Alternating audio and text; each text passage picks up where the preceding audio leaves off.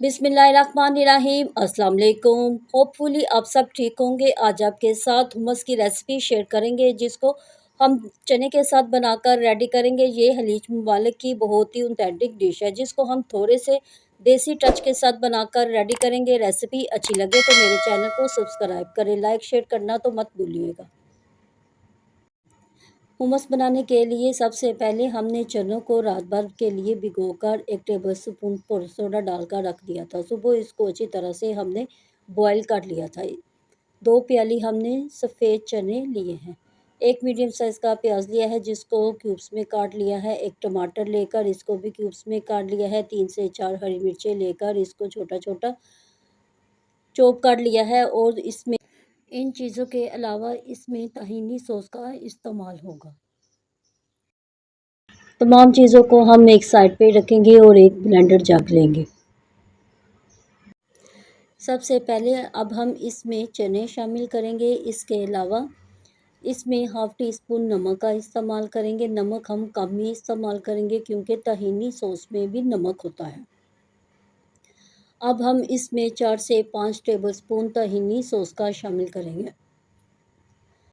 2 प्याली हमने चने लिए हैं और इसमें हमने 4 से 5 टेबलस्पून ताहीनी सॉस शामिल किया है। इसको तिलों का तेल भी कहते हैं। ये बासानी बाज़ार से आपको मिल जाएगा। अब हम इसको ब्लेंड करने के लिए इसमें थोड़े से पानी का इस्तेमाल करेंगे। ज़्यादा पानी हमने शामिल नहीं करना। 1/4 कप इसमें अब हम पानी शामिल करेंगे और इसको अच्छी तरह से ब्लेंड कर लेंगे।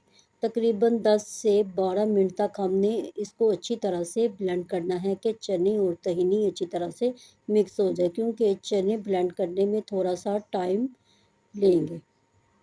10 से 12 मिनट तक इसको अच्छी तरह से हमने ब्लेंड किया है और हमारा हुमस बनकर रेडी हो गया है। बहुत ही झटपट रेसिपी है। आप इसको चिकन के साथ, फलाफिल के साथ और बहुत सी चीज़ों के साथ इसको सर्व कर सकते हैं। ये अरब ममालिक की एक सॉस है जिसको वो लोग बहुत ही पसंद करते हैं।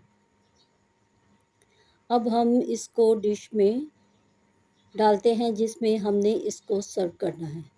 अब हम इसको थोड़ा सा देसी टच देंगे। वो लोग प्याज टमाटर का इस्तेमाल नहीं करते, लेकिन इसमें अब हम थोड़ा सा देसी टच के साथ इसको रेडी करेंगे। प्याज लेकर इसको क्यूब्स में काटा है वो भी इसके ऊपर शामिल करेंगे। एक टमाटर लेकर उसको भी क्यूब्स में काटा है वो भी अब हम इसके ऊपर डाल देंगे। अब हम इसको थोड़ा सा चटपटा बनाने के लिए इसमें थोड़ी सी हरी मिर्च का इस्तेमाल करेंगे। हरी मिर्च को डालने के बाद इसमें अब हम इसका सबसे मेन इंग्रेडिएंट शामिल करेंगे, ज़ैतून का तेल।